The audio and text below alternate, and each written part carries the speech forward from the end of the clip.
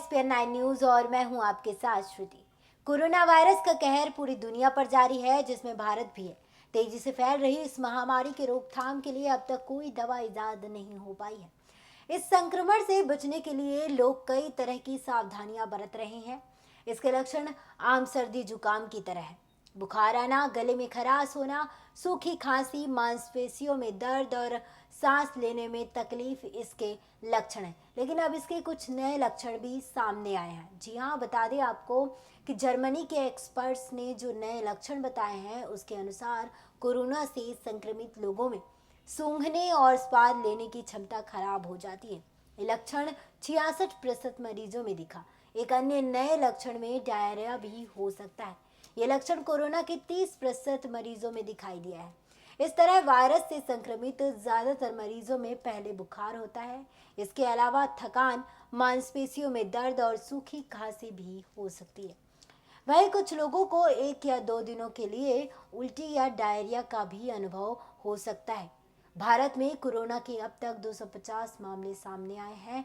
इससे अब तक 4 लोगों की मौत हो चुकी है। वहीं कोरोना वायरस से लड़ने में घनी आबादी भी एक बड़ा फैक्टर साबित होता है।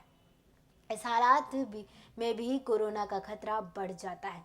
भारत के लगभग हर शहर में एक इलाका ऐसा होता है जहां लोगों के घरों और लोगों के बीच की दूरी बेहद कम होती है। इस हालात में कोरोना वायरस के फैलने का खतरा और बढ़ जाता है। बता दें आपको कि कोरोना वायरस का कहर देश में ही नहीं बल्कि पूरी दुनिया में है।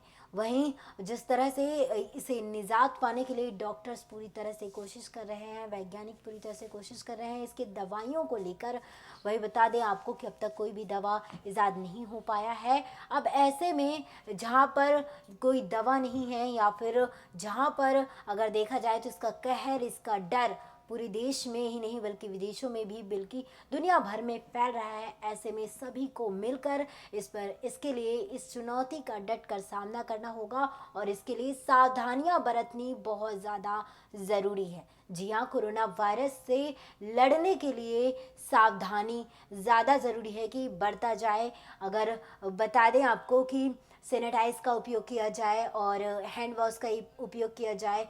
वही बता दें आपको कि अगर कोई भी लक्षण सामने आते हैं तो जल्द से जल्द डॉक्टर से संपर्क करें। इस पूरी रिपोर्ट पर आपकी क्या राय है, कमेंट बॉक्स में कमेंट कर जरूर बताएं। बाकी तमाम जानकारियों के लिए बने रहिए हमारे साथ। मिलेंगे अगले वीडियो में। इस वीडियो को ज़्यादा से ज़्यादा लाइक करें, शेयर करें और इस चैनल को सब्सक्राइब करें। शुक्रिया।